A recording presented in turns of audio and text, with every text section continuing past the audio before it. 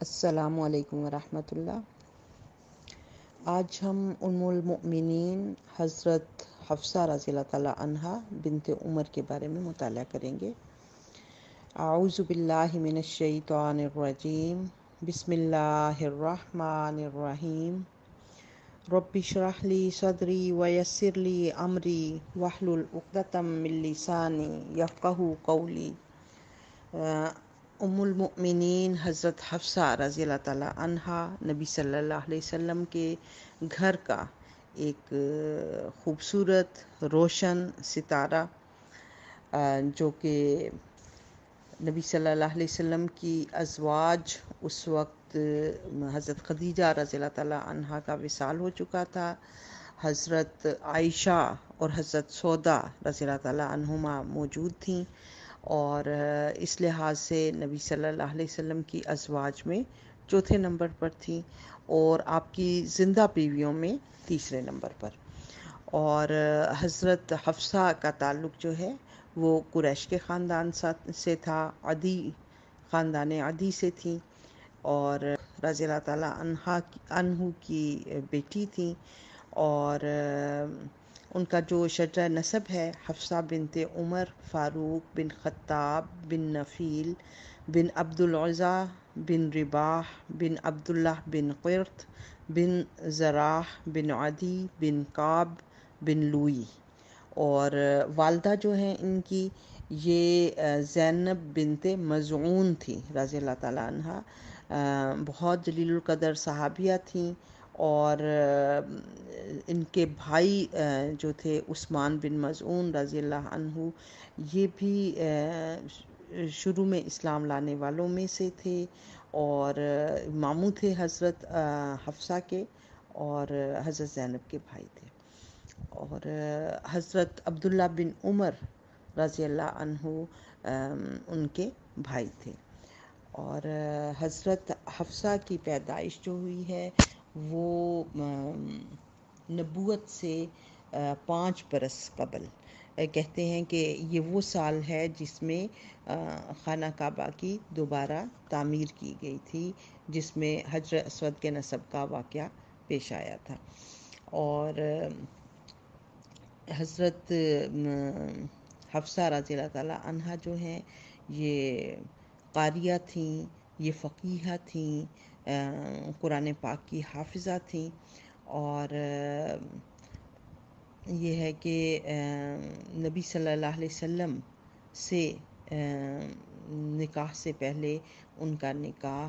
ایک ایسی وہ بھی شروع کے لوگوں کے اندر تھے، حضرت خنیس بن حذافہ بن قیس بن عدی، ان کا تعلق جو تھا، یعنی جو ان کے پہلے شوہر تھے ان کا تعلق بنو سہم سے تھا، اور یعنی یہ شرف جو ان کو حاصل ہوا، اسلام سے بہرور ہوئے، جب اسلام کا پیغام سنا تو جلد ہی وہ اسلام میں داخل ہو گئے، اور 2 روایات آتی ہیں، ایک یہ کہ حضرت حفصہ سے ان کا نکاح اسی وقت ہو گیا تھا، یعنی ہجرت حبشہ سے پہلے، اور دوسری روایت کے اندر جب مسلمانوں کے اوپر بہت زیادہ اذیتیں ان کو دی گئیں اور ان کو راستہ دکھایا گیا کہ وہ ہجرت کر لیں، تو حضرت خنیس جو تھے وہ 6 نبوی کے اندر ہجرت کر کے حبشہ چلے گئے، اور پھر ہجرت نبوی سے کچھ عرصہ پہلے وہ واپس مکہ آئے، اور حضرت حفصہ نے پھر ان کے ساتھ مدینہ کی جانب ہجرت کی، اور حضرت خنیس جو تھے وہ نبی صلی اللہ علیہ وسلم کے ایک جانباز سپاہی تھے، غزوہ بدر کے اندر جو تھے وہ شریک تھے، اور اس طرح سے شریک تھے کہ جو بجھے ہوئے تیر تھے ان کو اپنے سینے پر روکتے رہے، اور یہاں تک کہ اس سے ان کا بہت جو تھی وہ ان کو تکلیف ہوئی اور زخم آئے، اور یہاں تک کہ یعنی 2 روایات اس حوالے سے بھی آتی ہیں ایک یہ کہ بہت جوش اور جذبے سے غزوہ بدر کے اندر حصہ لیا، اور غزوہ بدر کے بعد وہ جو ان کو تیر وہ اپنے اوپر روکتے رہے تھے، اس وجہ سے وہ جا کر مدینہ جا کر ان کا انتقال ہو گیا۔ اور دوسری روایت کے مطابق وہ غزوہ بدر میں بھی شامل تھے، غزوہ احد میں بھی شامل تھے، اور غزوہ احد کے اندر بھی اپنی شجاعت کے جوہر دکھائے اور مردانہ وار لڑتے ہوئے شدید زخمی ہو گئے۔ اسی حالت میں ان کو اٹھا کر مدینہ لے جایا گیا، اور علاج کے باوجود جاں بر نہیں ہو سکے، اور حضرت حفصہ رضی اللہ تعالیٰ عنہ بیوہ ہو گئیں۔ اور جب ان کی عدت کا زمانہ ختم ہو گیا تو نبی صلی اللہ علیہ وسلم کے حضرت جو عمر تھے ان کو اپنی بیٹی کی پریشانی ہوئی، اور وہ جو ہے وہ انہوں نے ذکر کیا حضرت یعنی تفصیل جو ہے یہ اس کے اندر بھی اختلاف آتا ہے۔ ایک روایت کے اندر انہوں نے پہلے حضرت ابو بکر صدیق سے اس کا ذکر کیا، اور بعد میں حضرت عثمان سے، اور ایک روایت کے مطابق پہلے انہوں نے حضرت عثمان سے اس کا ذکر کیا۔ حضرت عثمان کی بھی جو ہے وہ حضرت رقیہ کا انتقال ہو چکا تھا، اور حضرت عمر نے ان کو مشورہ دیا کہ وہ میری بیٹی سے نکاح کر لیں۔ یعنی یہاں ہمیں یہ بھی پتہ چلتا ہے کہ ہمارے ہاں جو ایک ٹیبو ہے اس قسم کا، کہ ہم یہ سمجھتے ہیں کہ ایک باپ یا بھائی یا لڑکی کے خاندان کا کوئی بھی شخص کسی کو نکاح کی اگر تجویز دے تو اس کو کمتر سمجھا جاتا ہے۔ تو یہاں ہمیں حضرت عمر رضی اللہ تعالیٰ عنہ کا کردار نظر آتا ہے کہ اپنی بیٹی کے بیوہ ہونے پر وہ پریشان تھے، اور یعنی ہمارے ہاں یہ بھی ہے کہ بیواؤں کا پرسان حال عموماً کوئی نہیں ہوتا، اور ان کو ان کے نکاح ثانی کے لیے اتنی پریشانی نہیں کی جاتی، لیکن حضرت عمر ایک والد کی حیثیت سے اپنی بیٹی کو جب انہوں نے دیکھا کہ وہ بیوہ ہو گئی ہیں تو انہوں نے ممکنہ حد تک جو ان کا بر ہو سکتا تھا، جو اچھے لوگ تھے، ان سے خود پیشکش کی کہ آپ ان سے نکاح کر لیں۔ یعنی کہتے ہیں کہ حضرت ابو بکر سے جب انہوں نے ذکر کیا تو نبی صلی اللہ علیہ وسلم ان سے اپنا خیال کا اظہار کر چکے ہوئے تھے کہ وہ حضرت حفصہ سے نکاح کرنا چاہتے ہیں، اس لیے حضرت ابو بکر نے ان کو کوئی جواب نہیں دیا، خاموشی رہے، کیونکہ نبی صلی اللہ علیہ وسلم کا راز بھی افشا نہیں کرنا چاہتے تھے، اور خود سے یہ بات کہہ کے کہ میں ان سے نکاح نہیں کرنا چاہتا، ان کے دل کو آزردہ بھی نہیں کرنا چاہتے تھے۔ تو ان کی یہ خاموشی بھی حضرت عمر کو ناگوار گزری۔ پھر وہ حضرت عثمان کے پاس گئے اور ان سے ذکر کیا، حضرت رقیہ کا انتقال ہو چکا تھا، تو حضرت عثمان نے کہا کہ میں ابھی نکاح کرنا نہیں چاہتا۔ اب جو ہے وہ حضرت عمر نبی صلی اللہ علیہ وسلم کی خدمت میں حاضر ہوئے اور تمام حالات ان سے بیان کیے، تو نبی صلی اللہ علیہ وسلم نے ان کو کہا کہ حفصہ کا نکاح ایسے شخص سے کیوں نہ ہو جائے جو ابو بکر اور عثمان دونوں سے بہتر ہے۔ اور ایک روایت میں ہے کہ رسول اللہ صلی اللہ علیہ وسلم نے فرمایا کہ حفصہ کی شادی اس شخص سے ہوگی جو عثمان سے بہتر ہے، اور عثمان کا نکاح اس سے ہوگا جو حفصہ سے بہتر ہے۔ اس کے بعد رسول اللہ صلی اللہ علیہ وسلم نے حضرت حفصہ سے خود نکاح کر لیا، اور اپنی دوسری بیٹی ام کلثوم کا نکاح حضرت عثمان سے کر دیا۔ تو یہ جو ہے یعنی حضرت حفصہ جو ہیں وہ اس طرح سے نبی صلی اللہ علیہ وسلم کے حرم میں آ گئیں، اور یہ رشتہ جو تھا یعنی اس کا ذکر جب نبی صلی اللہ علیہ وسلم نے حضرت عمر سے کیا تھا کہ جو ہے وہ نکاح کرنا چاہتے ہیں حضرت حفصہ سے، تو حضرت عمر اس بات پر بہت خوش ہوئے تھے، اتنا خوش ہوئے کہ انہوں نے خوشی کا اظہار کرتے ہوئے سورہ نمل کی آیت نمبر 40 پڑھی کہ ھذا من فضل ربی لیبلونی ااشکر ام اکفر ومن شکر فانما یشکر لنفسہ ومن کفر فإن ربی غنی کریم، کہ یہ میرے رب کا فضل ہے تاکہ وہ مجھے آزمائے کہ میں شکر کرتا ہوں یا نعمت کی ناشکری کرتا ہوں، اور جو کوئی شکر کرتا ہے اس کا شکر اس کے اپنے ہی لیے مفید ہے، اور ورنہ کوئی ناشکری کرے تو میرا رب بے نیاز اور اپنی ذات میں آپ بزرگ ہے۔ یہاں بھی ہمیں ایک اصول ملتا ہے، ایک اچھا رشتہ جب آپ کو پیغام ملتا ہے کسی کی نکاح کی خواہش کا، تو دو رویے ہی آپ کے سامنے ہیں۔ پہلی بات تو یہ کہ نکاح کا پیغام کسی جانب سے اچھے نکاح کا پیغام آ جانا یہ اللہ کا فضل ہے، جس کو حضرت عمر نے بھی کہا ھذا من فضل ربی،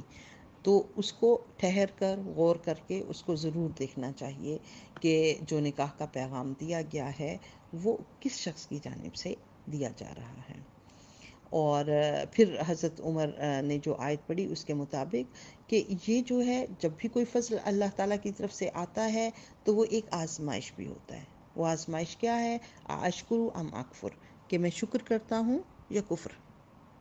اور جو شکر کرتا ہے تو اس کا شکر اس کے اپنے ہی لیے ہے، یعنی اس شکر گزاری کا فائدہ تو وہ اس کو ہی پہنچے گا۔ اور جو کوئی کفر کرے تو میرا رب بے نیاز اور اپنی ذات میں آپ بزرگ ہیں۔ تو اس طرح سے 400 درہم کے عوض نبی صلی اللہ علیہ وسلم نے حضرت حفصہ سے نکاح کیا، اور حضرت حفصہ رضی اللہ تعالیٰ عنہ جب نبی صلی اللہ علیہ وسلم کے گھر میں آئیں تو آپ نوجوان تھیں، اگرچہ یہ آپ کا دوسرا نکاح تھا، یعنی نبی صلی اللہ علیہ وسلم نے جو کنواری لڑکی سے نکاح کیا تو وہ صرف حضرت عائشہ رضی اللہ تعالیٰ عنہا تھیں۔ حضرت سودا جو تھیں وہ اس وقت ان کی عمر 60 سال سے زیادہ ہو چکی تھی، لیکن حضرت حفصہ جو تھیں وہ یعنی تقریباً 20 سال یا 22 سال ان کی عمر تھی، تو اس لحاظ سے وہ نوجوان تھیں۔ اور حضرت عائشہ اور حضرت حفصہ کے اندر بہناپا بھی بہت تھا۔ کئی جو ہے جگہ کے اوپر جب انہیں سرزنش کی گئی تو وہ بھی اکٹھے ہی کی گئی، اور ایک ہی معاملے کے اوپر تو حضرت عائشہ جو تھی وہ نبی صلی اللہ علیہ وسلم کو سب سے زیادہ محبوب تھیں، اور جو ہے وہ حضرت حفصہ رضی اللہ تعالیٰ عنہا ان کے جب بھی یعنی ان کا مقابلہ کرنے کی کوشش کرتی یا ان کے مقابلے کے اندر کوئی ایسی بات کرتی تو حضرت عمر بھی ان کو متوجہ کرتے، اور حضرت عمر رضی اللہ تعالیٰ عنہ تو اس رشتے کے اوپر اتنے خوش تھے کہ وہ چاہتے تھے کہ حضرت حفصہ رضی اللہ تعالیٰ عنہا نبی صلی اللہ علیہ وسلم کی مکمل اطاعت اور فرمانبرداری اور ان کی جو ہے وہ حسب منشا زندگی گزاریں، اور کسی بھی طرح کی کوئی تکلیف نبی صلی اللہ علیہ وسلم کو حضرت حفصہ سے نہ پہنچے۔ تو اس لیے حضرت عمر رضی اللہ تعالیٰ عنہ کبھی اس میں سختی بھی کر دیا کرتے تھے، جیسے آیات تخیر نازل ہونے سے پہلے جو خواتین جو تھیں وہ خرچ کا مطالبہ کر رہی تھیں، اس کے اوپر حضرت ابو بکر رضی اللہ تعالیٰ عنہ نے اپنی بیٹی حضرت عائشہ کو سمجھایا تھا، اور حضرت عمر یعنی ایک دفعہ یہ دونوں حضرات اکٹھے داخل ہوئے تھے تو یہ دونوں جو ہیں نبی صلی اللہ علیہ وسلم نے ان سے ذکر کیا تھا کہ یہ دونوں خرچ کا مطالبہ کر رہی ہیں جیسے کہ آپ دیکھ رہے ہیں۔ تو اس وقت حضرت ابو بکر نے حضرت عائشہ کو سمجھایا اور حضرت عمر رضی اللہ تعالیٰ عنہ نے حضرت حفصہ کو سمجھایا۔ پھر اسی طرح سے ایک دفعہ جو ہے وہ ذکر آتا ہے کہ حضرت عمر نے حضرت جو ہے وہ حفصہ کو دیکھا کہ وہ نبی صلی اللہ علیہ وسلم کو بے باکی کے ساتھ جواب دے رہی ہیں، اور جو ہے حضرت عمر نے ان سے پوچھا کہ کیا میں نے سنا ہے کہ تم رسول اللہ صلی اللہ علیہ وسلم کو برابر کا جواب دیتی ہو، کیا یہ ٹھیک ہے؟ تو حضرت حفصہ جرأت مند بھی تھی، انہوں نے کہا کہ ہاں ایسا ہے، عائشہ بھی تو جواب دیتی ہیں۔ تو حضرت عمر نے اپنی بیٹی کو سرزنش کی اور کہا بیٹی خبردار، میں تمہیں خدا کے عذاب سے ڈراتا ہوں، تم اس خاتون یعنی حضرت عائشہ کی ریس نہ کرو جس کو رسول اللہ صلی اللہ علیہ وسلم کی محبت کی وجہ سے اپنے حسن پر ناز ہے. یعنی انہوں نے ان کو حضرت حفصہ کو اس بات کے اوپر سرزنش کی، ڈانٹا کہ رسول اللہ صلی اللہ علیہ وسلم سے آپ جو ہے وہ دو بدو جواب نہیں دیں. اور اسی طرح حضرت حفصہ جو تھی وہ نبی صلی اللہ علیہ وسلم سے مسائل پوچھنے میں بھی بے باک تھیں. جو بھی بات ان کے ذہن میں آتی تھی وہ اس کو سوال کر لیتی تھی. نبی صلی اللہ علیہ وسلم نے ایک دفعہ فرمایا کہ اصحاب بدر و حدیبیہ جہنم میں داخل نہیں ہوں گے. یعنی یہ ان کا احساس ہے کہ جن لوگوں نے بھی بدر کے میدان میں اسلام کا دفاع کیا اور وہ جو بیت رضوان کے موقع پر موجود تھے وہ جہنم میں داخل نہیں ہوں گے. یہ احساس ہے ان کا. حضرت حفصہ نے جو ہے وہ فوراً کہا کہ یا رسول اللہ تو فرماتا ہے وَإِن مِّنكُمْ إِلَّا وَارِدُهَا کہ تم میں سے ہر شخص جہنم پر وارد ہوگا. تو رسول اللہ صلی اللہ علیہ وسلم نے فرمایا ہاں مگر یہ بھی تو ہے کہ ثُمَّ نُنْجِي الَّذِينَ اتَّقَوْا وَنَذَرُ الظَّالِمِينَ فِيهَا جِثِيًّا کہ پھر ہم پرہیزگاروں کو نجات دیں گے اور ظالموں کو اس میں زانوؤں کے بل گرا ہوا چھوڑ دیں گے. یعنی جہنم پر وارد ہونا جہنم میں داخل ہونا نہیں ہے، صرف یہ ہے کہ ہر شخص جو ہے وہ پلسرات سے جب گزرے گا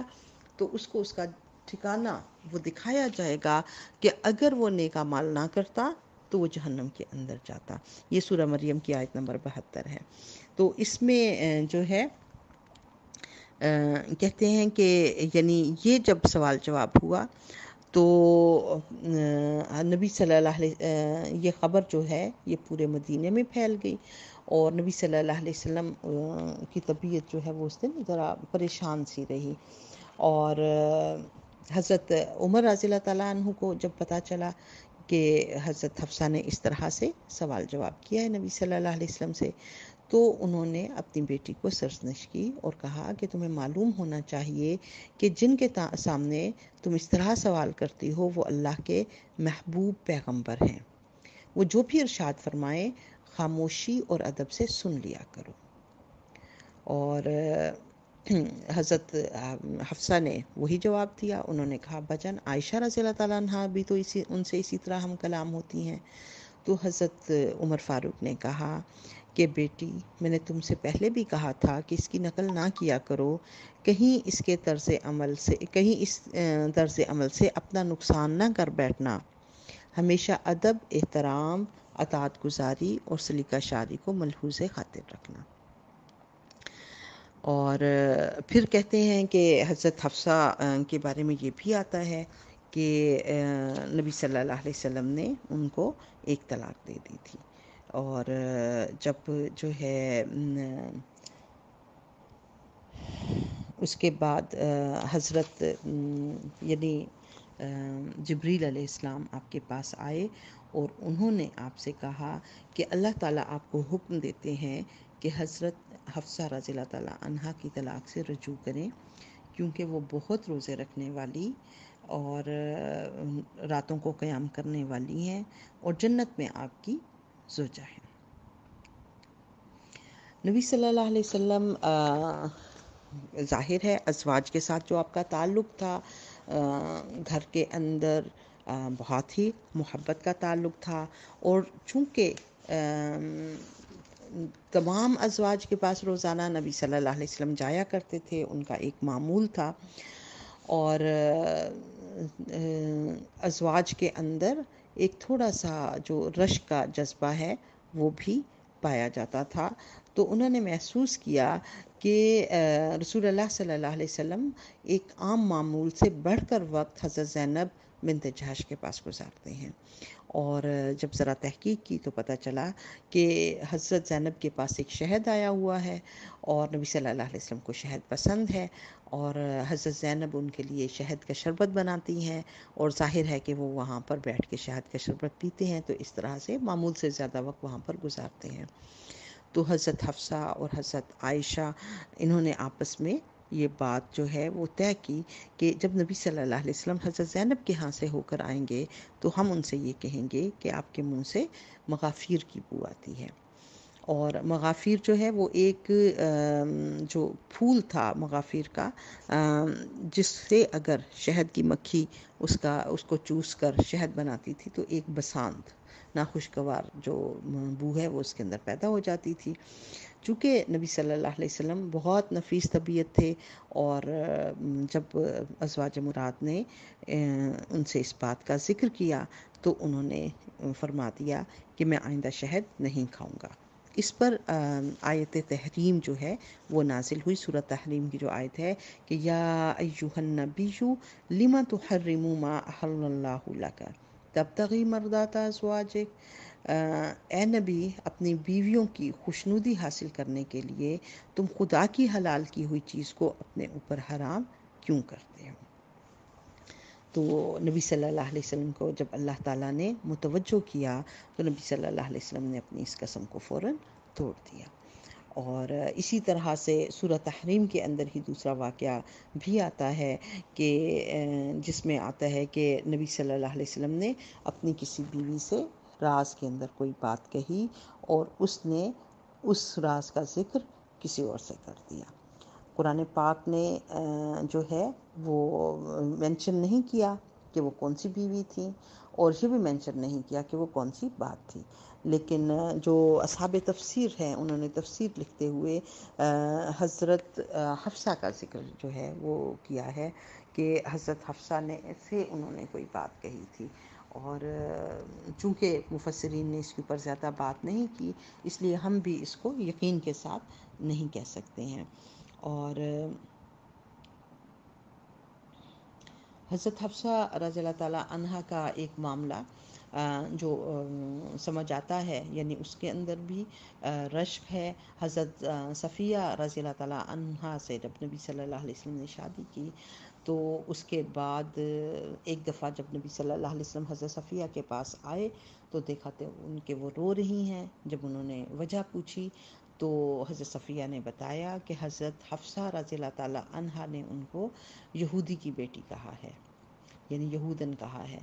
آپ نے یہ سن کر فرمایا کہ خدا سے ڈرو۔ پھر آپ نے حضرت صفیہ کو تسلی دی اور کہا کہ صفیہ تم تو نبی کی بیٹی ہو، تمہارا چچا پیغمبر ہے اور پیغمبر کے نکاح میں ہو، حفصہ تم پر کیسے فخر کر سکتی ہے؟ یعنی یہ دلجوئی جو ہے انہوں نے حضرت صفیہ رضی اللہ تعالیٰ عنہا کی، اور ان کا چونکہ خاندان حضرت ہارون کے خاندان سے تھیں، حضرت موسیٰ اور حضرت ہارون کے، اور پھر نبی صلی اللہ علیہ وسلم کے نکاح میں تھیں، تو اس طرح سے نبی صلی اللہ علیہ وسلم نے ان کی دلجوئی کی۔ اور حضرت حفصہ رضی اللہ تعالیٰ عنہا ان صحابیات میں سے تھیں جن کو جو ہے وہ پڑھنا لکھنا آتا تھا، اور حضرت حفصہ جو قرآن کے کچھ حصے تھے وہ لکھ لیا کرتی تھی، اور اسی طرح سے نبی صلی اللہ علیہ وسلم کی ایک صحابیہ تھی حضرت شفا بنت ادویہ، تو ان کو آتا تھا چونٹی کے کانٹے کا دم، تو نبی صلی اللہ علیہ وسلم نے ان سے کہا تھا کہ وہ حضرت حفصہ کو بھی یہ دم سکھا دیں، تو اس طرح سے انہوں نے حضرت حفصہ کو یہ دم سکھا دیا تھا۔ تو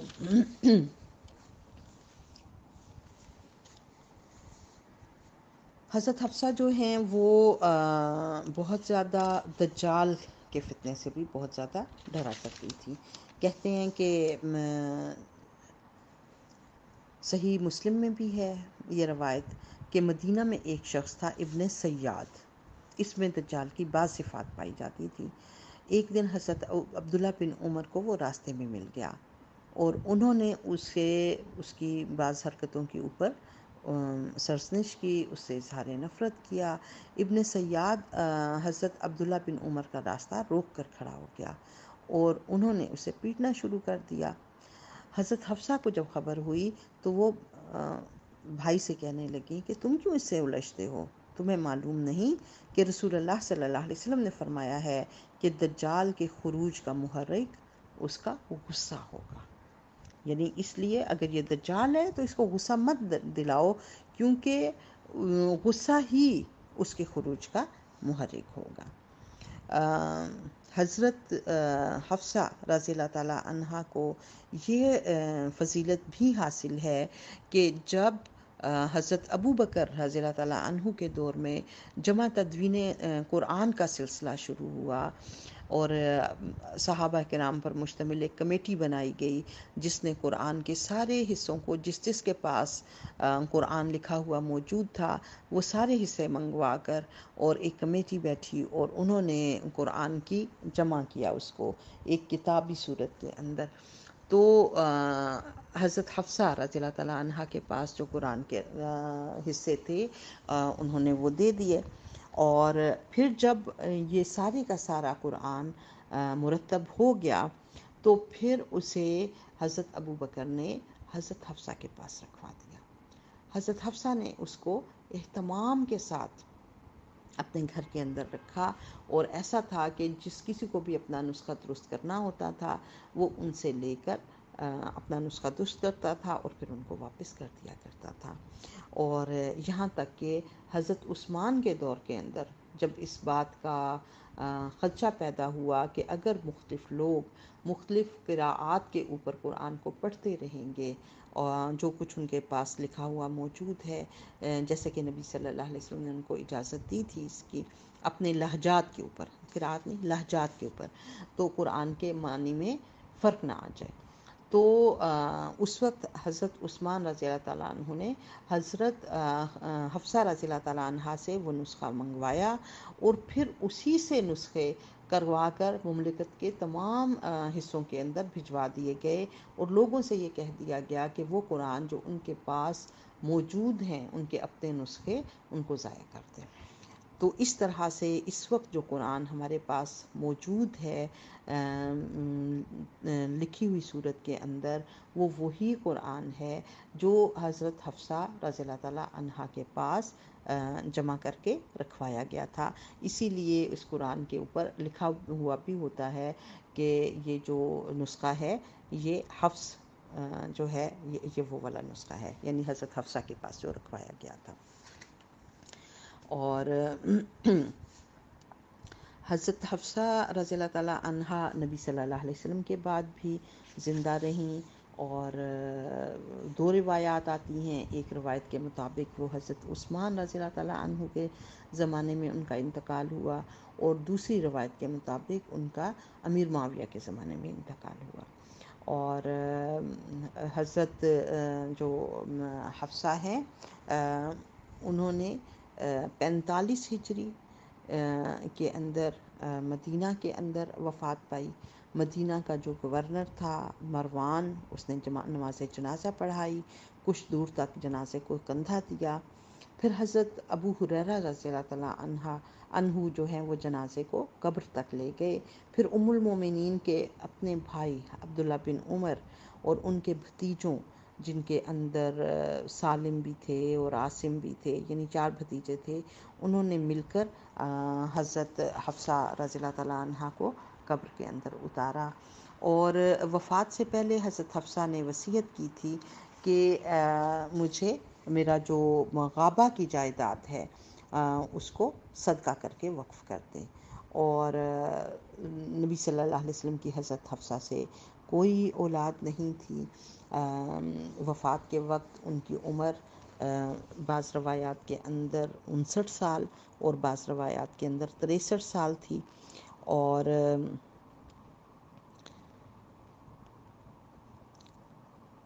حضرت حفصہ کی جو خوبیاں تھیں وہ یہ کہ وہ حضرت عمر کی بیٹی ہونے کی وجہ سے بھی ان کو ایک خاص مقام حاصل تھا، قرآن پاک کی حافظہ تھیں، اور نبی صلی اللہ علیہ وسلم کے ساتھ انہوں نے عمرہ بھی کیا اور حج بھی کیا، اور نبی صلی اللہ علیہ وسلم کے بعد بھی، یعنی وہ نبی صلی اللہ علیہ وسلم نے ازواج سے کہا تھا کہ اب وہ گھروں میں بیٹھ کر رہیں، ٹک کر رہیں، تو حضرت حفصہ گھر سے نہیں نکلتی تھیں سوائے حج کے، یعنی حج اس کے بعد بھی انہوں نے کیے، اور قرآن سے ان کو خاص شغف تھا، یعنی نبی صلی اللہ علیہ وسلم جو بھی قرآنی آیات ان پر نازل ہوتی وہ انہیں سن کر زبانی یاد کر لیتی تھی اور ان کے آیات کے مفہوم کے اوپر غور کیا کرتی تھی۔ علم و فضل کے لحاظ سے دیکھیں تو حضرت حفصہ کا مرتبہ بہت بلند تھا، اور نبی صلی اللہ علیہ وسلم کی احادیث بھی آپ نے یاد کی، 60 احادیث ہیں جو حضرت حفصہ رضی اللہ تعالیٰ عنہا سے مروی ہیں، ان میں سے 4 متفق علیہ ہیں، یعنی وہ صحیح مسلم اور صحیح بخاری دونوں کے اندر آئی ہیں۔ 6 احادیث ایسی ہیں جو صرف صحیح مسلم کے اندر ہیں، اور باقی جو 50 احادیث ہیں وہ دیگر کتب کے اندر موجود ہیں۔ تو اس لحاظ سے حضرت عائشہ کے بعد جو زیادہ احادیث روایت ہیں امہات المومنین میں سے، تو وہ حضرت حفصہ رضی اللہ تعالیٰ عنہا سے ہیں، اور اللہ تعالیٰ جو ہے وہ ہمیں ان کے مطابق، ان کی زندگی کے مطابق زندگی گزارنے کی توفیق عطا فرمائے۔ یہ امہات المومنین ہمارے لیے ایک بہترین نمونہ ہے۔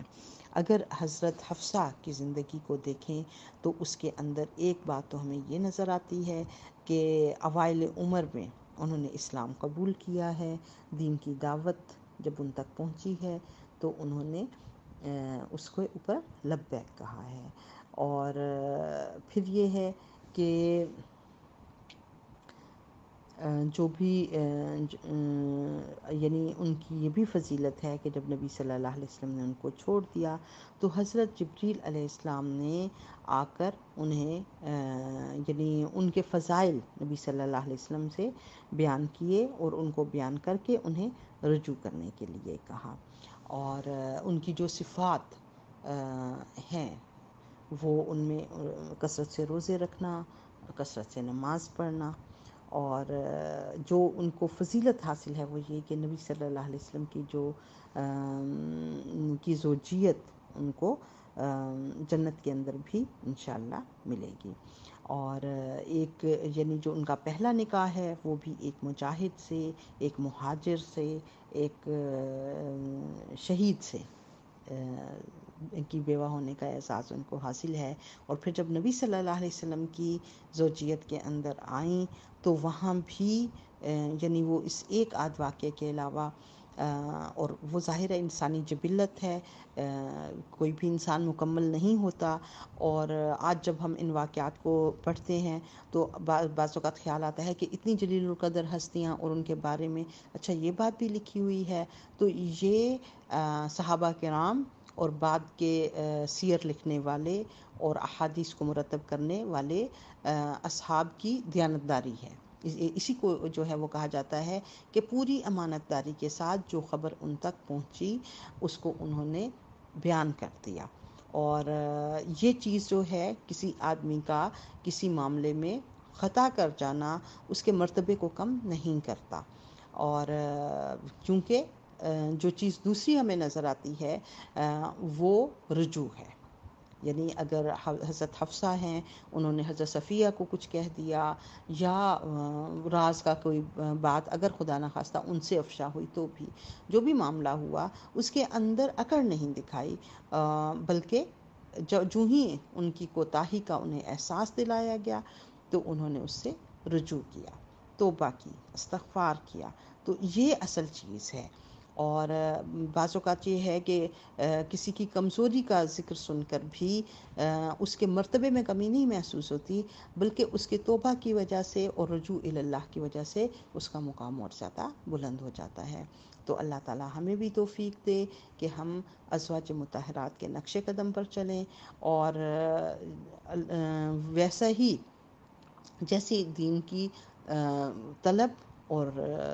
دین پر عمل کرنے کی طرف رغبت تھی انہیں، اللہ تعالی ہمیں بھی وہ رغبت عطا فرمائے، اور اللہ تعالی ہمارے گھروں کو پرسکون بنائے۔ یعنی یہ وہ جوڑے ہیں حضرت حفصہ نبی صلی اللہ علیہ وسلم کے لیے سکون کی جگہ،